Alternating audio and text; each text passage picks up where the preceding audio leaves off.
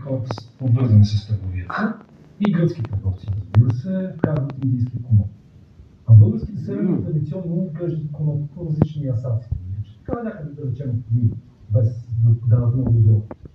И изведнъж индийския коноп също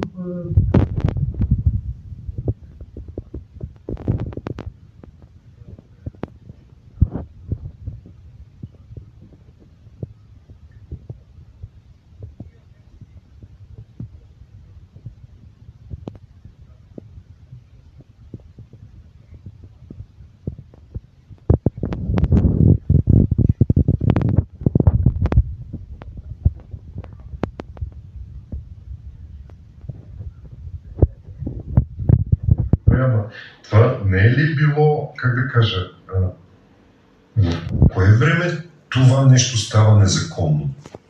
Смисъл, още 19 Ти го казваш все едно, че